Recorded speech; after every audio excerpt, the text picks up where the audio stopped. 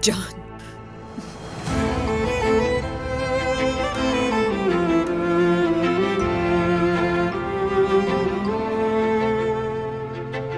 बहुत तकलीफ हो रही है अभी, सांस नहीं ले पा रहा हूं मैं।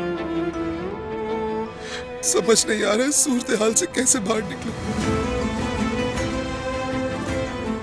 अम्मी, यकीन के साथ जिसे थामना चाहा मैंने, उसने ही खुद से दूर कर बैठा। अब ऐसा महसूस हो रहा है जैसे किसी ने मेरे दिल पर पत्थर रख दिया। मैं मरना चाहता हूं बस अम्मी। हरगिज नहीं, जिंदा रहना है तुम्हें। वक्त के साथ साथ ये तकलीफ और दुख खत्म हो जाएंगे। तुम्हें समझ आने लगेगा कि जिंदगी इस तरह से खत्म नहीं की जाती, वो चलती रहती है। मैंने तुम्हें पहले भी समझाया था बेटा कि हमें नहीं पता कि कल क्या होगा। हमें अच्छी उम्मीद रखनी चाहिए बेटा। तुम्हें खुद को मजबूत रखना है, सब कुछ ठीक हो जाएगा। क्या ठीक हो जाऊंगा वाकई में?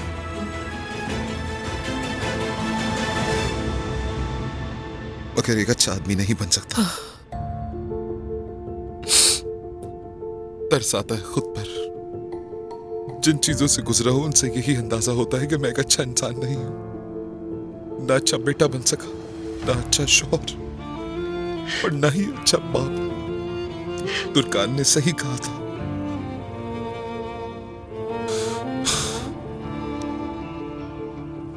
किरास के लिए अच्छा बाप नहीं हूं मैं।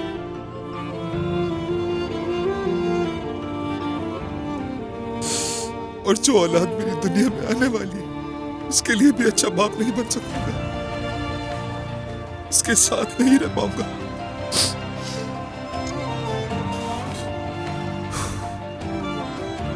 पता है, मैंने और तुर्कान ने एक ख्वाब देखा था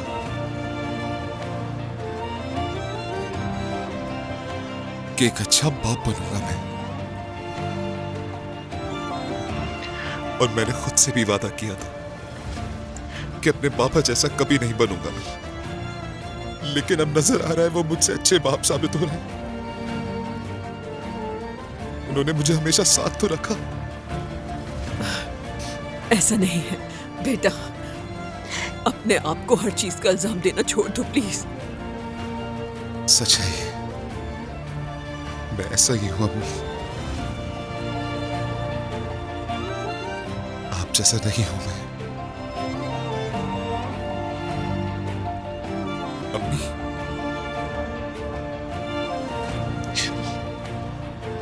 मोहब्बत करना नहीं सीख पाया मैं।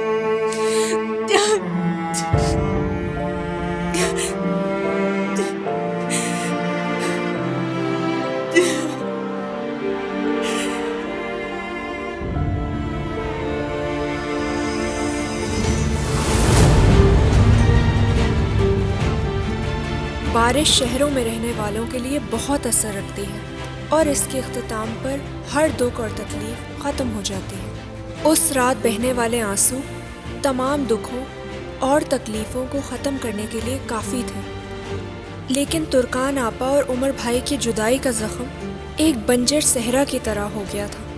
ना ही उस ज़ख्म को भरने के लिए वहाँ कोई पहुँच सकता था और ना ही ज़ख्म भरता था।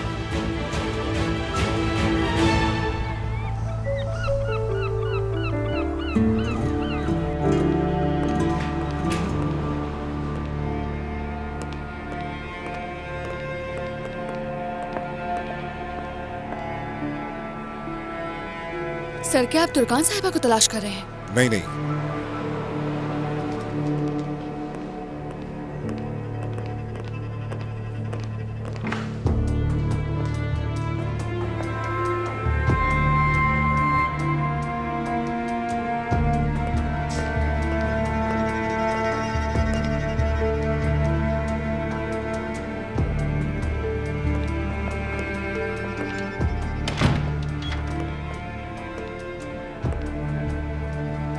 जब तक कोई खबर नहीं आती मैं परेशान रहती हूँ। फिक्र मत करें, बाबा यॉट पर है।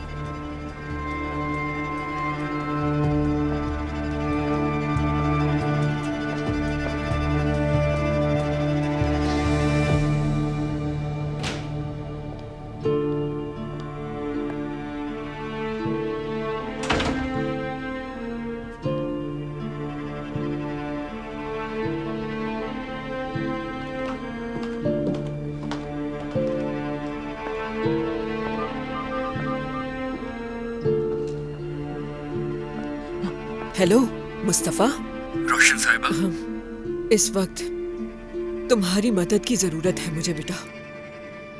बताइए क्या मदद कर सकता हूँ मैं आपकी? तुम्हारे बाबा समझ नहीं आ रहा कि कहाँ पर है इस वक्त, किस हाल में होंगे। क्या तुम मालूम कर सकते हो कि कहाँ पर होंगे? तो मैं उनको और उमर को मिलवा दूं, ये चाहती हैं आप मुझसे? मुझे नहीं लगता कि इसमें कोई कबाहत है। मैं उमर के लिए और अपने बाबा के लिए करूंगा, आपके लिए नहीं। खुशी हुई सच सुन के मुझे। दरअसल मैंने रात हॉस्पिटल में गुजारी है, थोड़ा आराम कर लूं फिर आता हूं मैं। तुम ठीक तो हो ना? मुझे उम्मीद है सब खैरियत होगी। दरिया तो ठीक है ना? जी वो ठीक है, अम्मी बीमार हैं। ठीक है, फिर तुम्हारे जवाब का इंतजार करूंगी।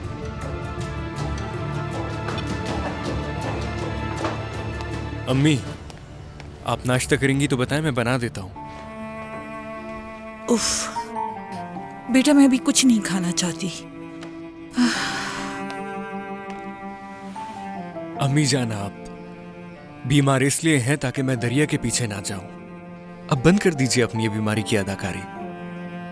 अगर मैं अदाकारी कर रही होती तो क्या मेरा ब्लड प्रेशर इतना आता मुस्तफा? तुमने खुद इमरजेंसी में देखा था, डॉक्टर ने तुम्हारे सामने चेक किया है, इतनी दवाइयां यूं ही दी हैं। जी लेकिन डॉक्टर ने क्या कहा था कि आपका ब्लड प्रेशर साइकोलॉजिकल है। सुनी थी ना आपने उसकी बात? तो इसका मतलब है तुम मुझे परेशान मत करो। क्या कह सकते हैं? कहाँ जा रहे हो? Medical store. आपके साइकोलॉजिकल ब्लड प्रेशर के लिए जो दवाई लिखी है ना, बस वही लेने चाह रहा हूं। आता हूं अभी। चलें फिर मिलते हैं।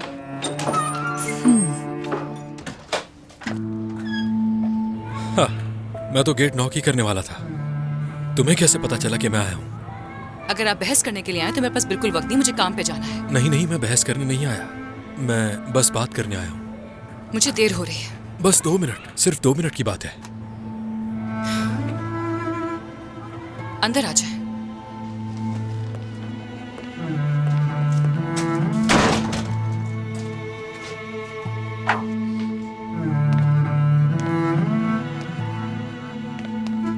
बैठिए।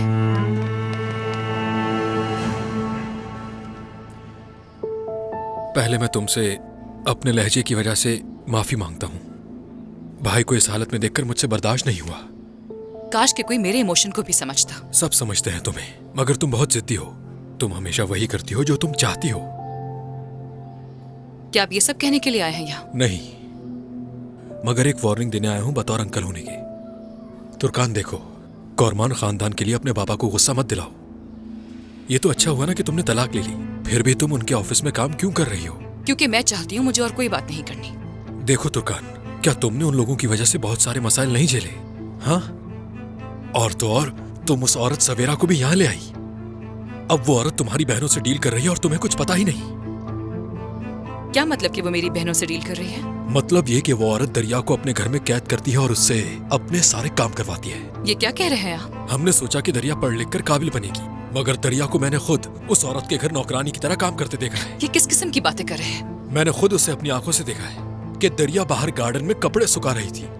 मैं उसके नजदीक जाना चाहता था, लेकिन अचानक मुस्तफा अपनी बड़ी सी गाड़ी लेकर वहां आ जाता है। उसके हाथ में बहुत सारे शॉपिंग बैग्स होते हैं और फिर दरिया मुस्तफा का बाजू पकड़कर अंदर चली जाती है जैसे वो उसकी बीवी हो। दरिया, ये क्या कर दिया तुमने? तुर्कान, अगर तुम्हारे घर वालों को पता चल जाए कि दरिया वहां रह रही है तो पता है ना कयामत आ जाएगी और दोनों के घरों से जनाजे उठेंगे। हरगिज नहीं। आप बाबा को ये बात हरगिज नहीं बताएंगे, ठीक है?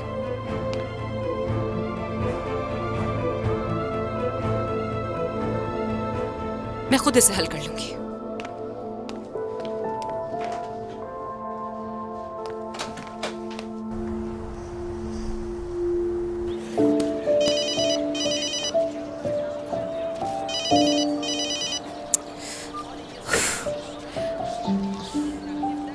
देखो ये घर कितना खूबसूरत है। इसमें जकूजी वाला वॉशरूम और स्विमिंग पूल भी है। क्या तुम्हें इसका जो रेंट है उसके बारे में मालूम है?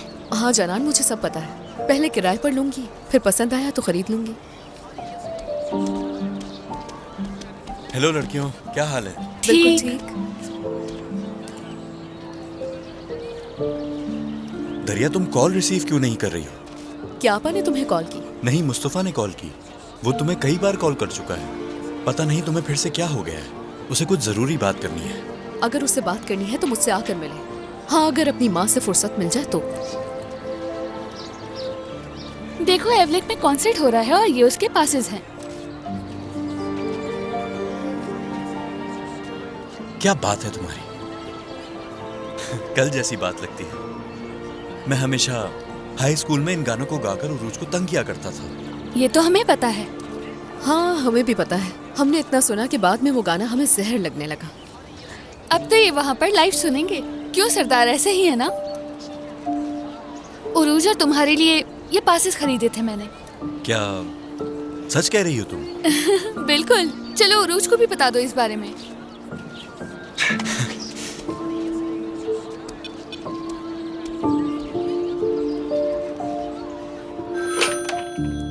हेलो। हेलो। हाँ कहो सरदार। देखो उरूज, मैं पहले ही बता दूं कि तुम्हें इस बार कोई बहाना नहीं करना। सरदार अगर तुम्हारा तुम पसंदीदा म्यूजिक बैंड एवलेक आ रहा है। कल रात एक छोटा सा कॉन्सर्ट भी कर रहे हैं। सेर तपेसी आर्ट क्लब में कॉन्सर्ट हो रहा है। सिर्फ 2 घंटे के लिए आ जाओ और मैं जानता हूँ तुम इस बार मुझे अकेला नहीं छोड़ोगी। सरदार, मेरे घर में मसले चल रहे हैं, तुम्हें कॉन्सर्ट की पड़ी है? तो तुम्हारा कहने का मतलब है कि तुम नहीं आओगी? नहीं, यानी तो फिर क्या मसला है? आ जाओ। हम वहाँ अपने पसंदीदा गाने लाइव सुनेंगे। तुम जानती हो ना, यही तो हमारा ख्वाब था। सरदार, तुम समझ नहीं रहे। मैं अम्मी बाबा को ये नहीं बता सकती कि मैं कॉन्सर्ट में जा रही हूँ जबकि वो इस हाल में है। वाकई में? ठीक है, मैंने तुम्हें परेशान किया, माफ करना। सरदार,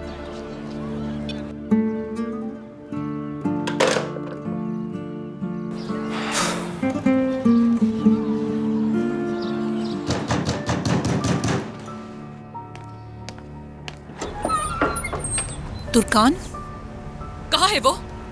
दरिया, दरिया! तुम इस तरह मेरे घर में नहीं घुस सकती। मैंने आपसे अपनी बहन का पूछा, कहाँ है वो? वो यहाँ नहीं है, जा चुकी है।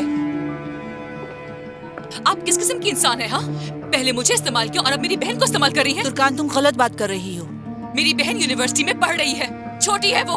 अम्मी और बाबा को इस बारे में कुछ नहीं मालूम। अगर उन दोनों ने शादी कर ली है तो उसका ये मतलब नहीं कि आप उसे अपनी मेट बना ले। ये तुम क्या बातें कर रही हो? कौन सी शादी? बस कर दे, मेरे सामने ये ड्रामे मत करें। दरिया को आपने इस घर में अपने कामकाज के लिए रखा हुआ है। क्या ऐसे बदला लेंगी आप मुझसे? तुम ये कैसी बातें कर रही हो? मेरे अंकल ने उसे खुद यहाँ देखा है। आप झूठ नहीं बोल सकती, इसलिए ज्यादा बने मत। आप कभी तो सच बोलिया करें।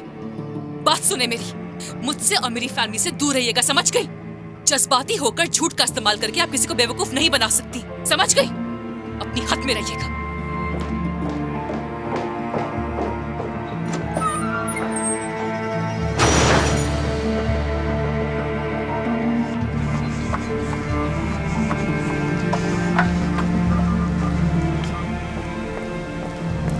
तुर्कान,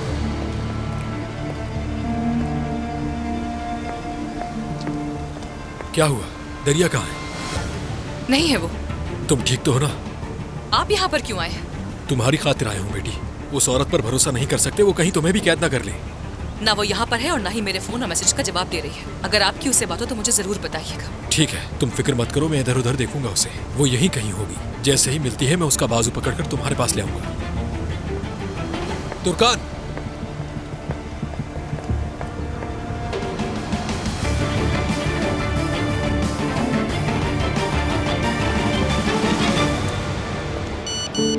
दरिया कहाँ हो तुम? जल्दी फोन करो मुझे क्लास के लिए देर हो रही है, बाद में मिलते हैं। ठीक है, फिर मिलते हैं। आपा का मैसेज आया फिर से। तो फिर उसका जवाब दो ना। वो तुम्हें कई बार कॉल और मैसेजेस कर चुकी हैं। वो जरूर परेशान हो रही होंगी। अरे वो क्यों परेशान होंगी? उन्हें कोई फिक्र नहीं है। उनका जब दिल करता है मेरी बेइज्जती कर देती है। अब मुझसे बर्दाश्त नहीं होता। दरिया, ऐसा मत करो। वो तुमसे बड़ी हैं। यकीनन तुर्कान आपा तुम्हारे लिए बहुत परेशान हो रही सरदार, होंगी। तुम इतनी हिमायत मत करो उनकी। वो सिर्फ मुझसे बदला लेने की कोशिश कर रही है, मैं जानती हूँ।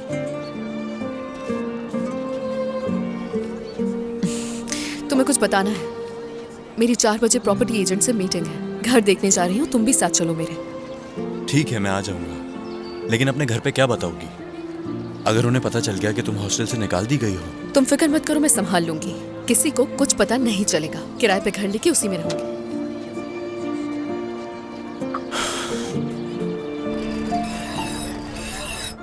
बस शादी की तैयारी थोड़ी सी बाकी है, इंशाल्लाह वो भी हो जाएगी। हाँ जरूर जरूर।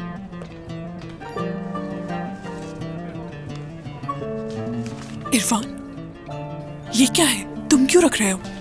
कुछ मत पूछो। सादिक साहब, मैं 2 घंटे में आ जाऊंगा। हाँ इरफान जी कहिए। खुशामदीद बेटी, कैसी हो? ठीक हूँ मैं। माफ करना, मैं अपनी परेशानियों में उलझा हुआ था, इसलिए तुम्हारी शादी की तैयारी के बारे में पूछना ही भूल गया। अब अगर किसी चीज की जरूरत हो तो बता देना मुझे। नहीं सादिक साहब, बहुत शुक्रिया आपका। उमर भाई ने हमारी काफी मदद की है।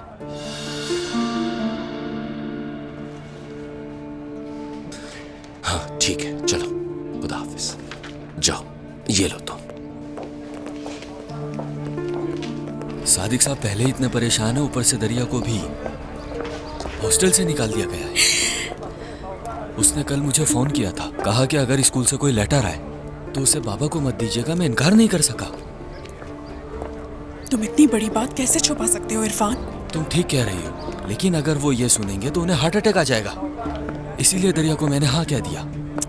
तो अब फिर दरिया कहाँ रह रही है इरफान? कह रही थी इंतजाम कर लिया है। मुझे तो नसरीन साहिबा के लिए बहुत अफसोस हो रहा है। अपनी बेटियों की वजह से बीमार हो गई है वो। तुर्कान साहिबा को भी काफी अरसे से नहीं देखा। वो ठीक तो है ना? मैं कल जाऊंगी उनसे मिलने के लिए।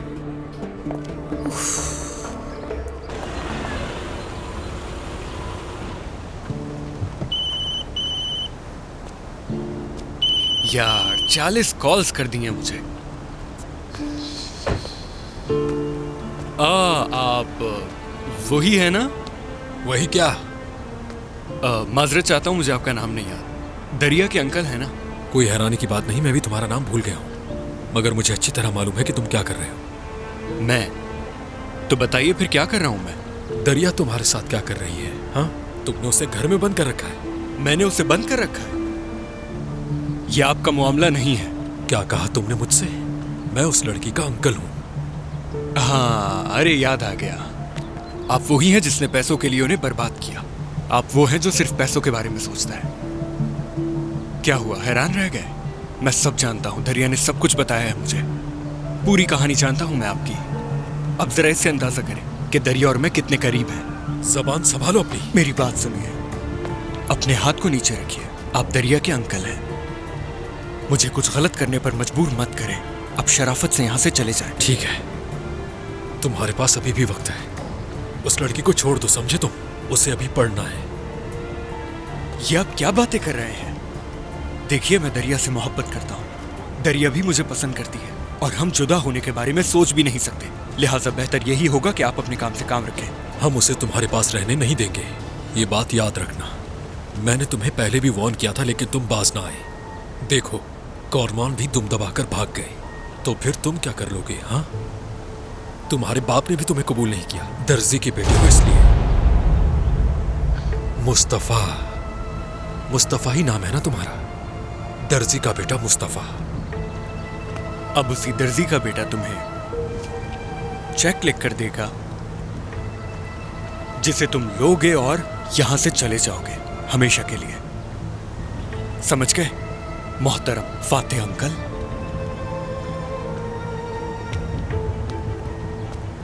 तुम समझते हो कि तुम मुझे थोड़े से पैसों में खरीद लोगे? चेक किसके नाम पर लिखना है ये तो बताइए।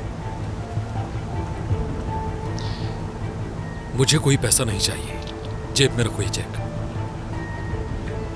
देखिए कितना पैसा है एक दर्जी के बेटे के पास।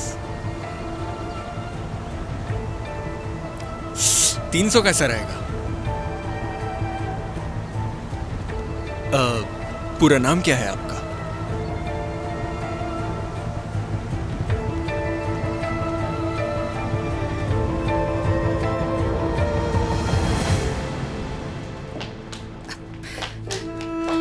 हेलो, क्या अंदर मीटिंग शुरू हो गई? नहीं, थोड़ी देर में शुरू होने वाली है।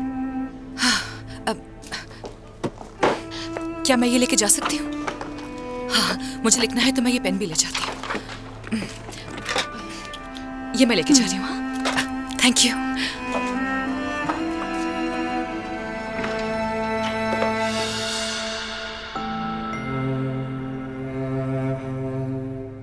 क्या कोई नहीं आया अभी तक?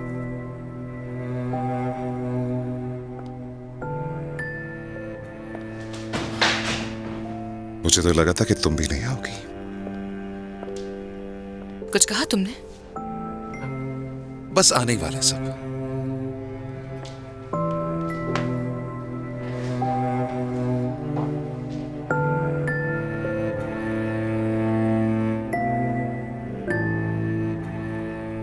कैसी हो तुम?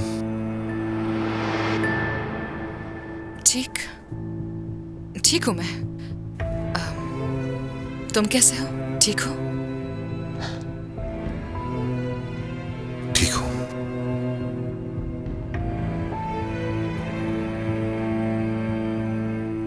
तुम्हारे मेरे बाबा ने यहाँ आकर काफी बड़ा इशू खड़ा कर दिया। ऐसा ही है, इसलिए मैंने सोचा तुम अब यहाँ नहीं आओगी। नहीं, मैं यहीं पे काम करूंगी। बिल्कुल, वो तो समझ गया तुम्हें देखकर। उम्मीद है कोई मसला पेश नहीं आएगा, क्योंकि तुम्हारे बाबा अपने फैसलों के पक्के हैं, तो इसलिए कह रहा हूं। मेरे बाबा और मेरे ख्यालात एक जैसे नहीं हैं। जो भी इशू हुआ उसके लिए हम सॉरी, और इसीलिए मैं यहाँ आ गई।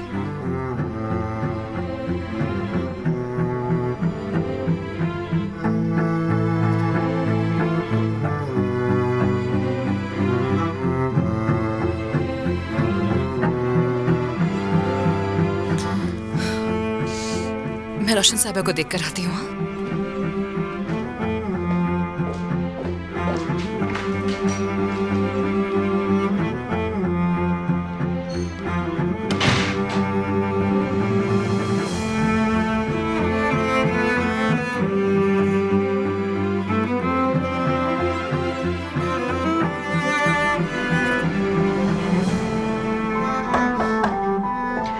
आ जाए।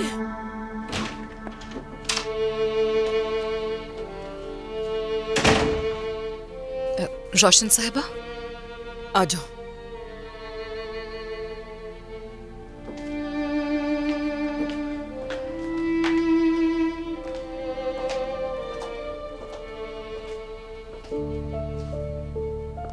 उम्मीद है तुम ये बताने नहीं आई होगी कि तुमने काम छोड़ दिया है। क्या तुम मुझे छोड़ दोगी इस तरह?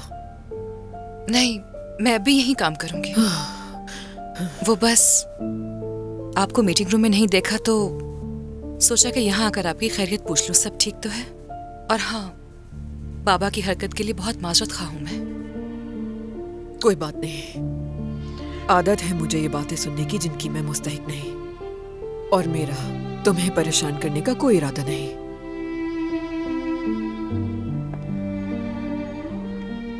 उज़ैर छोड़ के चला गया है मुझे।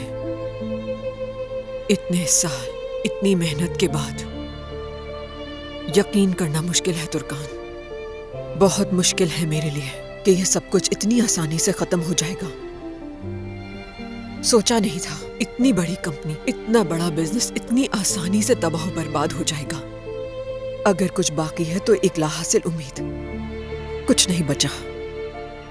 किसी के चले जाने से या छोड़ देने से इस कदर तकलीफ नहीं होती है रोशन साहब, जितना कि उम्मीद से। सब कुछ ठीक हो जाने की उम्मीद, ये तकलीफ बहुत ज्यादा होती है।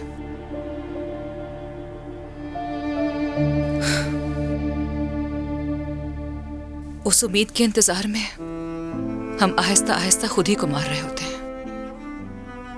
पर खुद को उस तकलीफ से बचाने के लिए हमें चोट के उस हिस्से को काटना पड़ता है ताकि जिंदा रह सके। मैं यही समझ पाई हूं। इस मामले में तो मेरा दिल बहुत सख्त है, लेकिन उज़ैर ने हमारे रिश्ते को काटने की कोशिश नहीं की कभी। मैं चाहूं तो अभी भी हम एक हो सकते हैं, मगर मैं ये नहीं करूंगी। उसके जाने का बोझ मेरे कंधों पर है। मगर तुम ठीक कहती हो तुर्कान, आगे बढ़ने के लिए तकलीफ दे हिस्से को खुद से काट कर फेंकना पड़ता है, और यही बेहतर है कि उम्मीद को मार दिया जाए, वरना आप ना जिंदों में रहते हैं ना मुर्दों में। इस उम्मीद के जाल में फंस जाना बहुत बड़ी बेवकूफी होती है। उज़ैर बाबा की हरकत के लिए माजरत खाऊं। मुझे उन पर बहुत गुस्सा आता है, खासकर जब आपको ऐसी हालत में देखती हूं तो।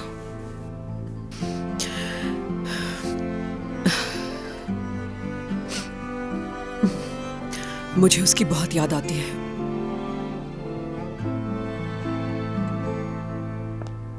बहुत ही ज्यादा। क्या इंसान बेवफाई को भी याद कर सकता है? क्या अपने साथ कोई औरत ऐसा कर सकती है जो मैं कर रही हूं?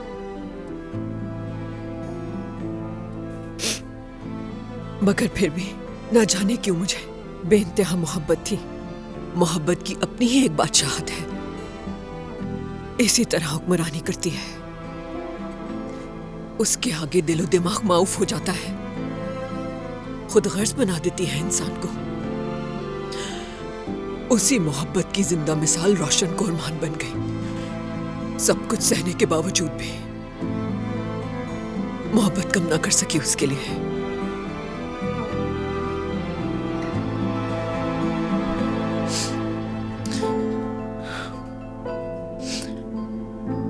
उमर ने एक दफा कहा था कि मैं उसे बिल्कुल आप जैसी लगने लगी हूं।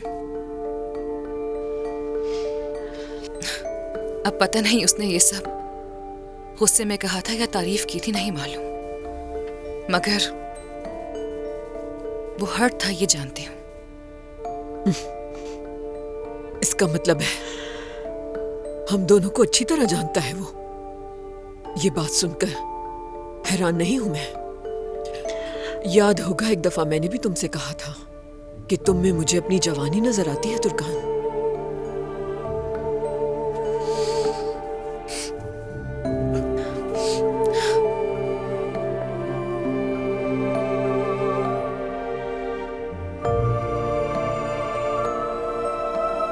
बच्चे की दुनिया में आने से पहले कहीं छुट्टियों पे चलना चाहिए हमें।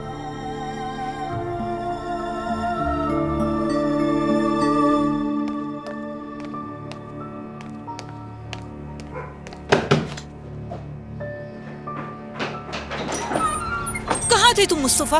मैंने तुम्हें कितनी कॉल्स की हैं? क्या हो गया? ऐसे गुस्सा क्यों कर रही हैं आप? क्या ये सच बात है? तुमने उस लड़की से शादी कर ली है?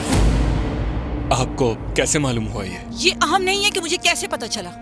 अहम ये है कि तुमने उस लड़की से शादी कर ली है।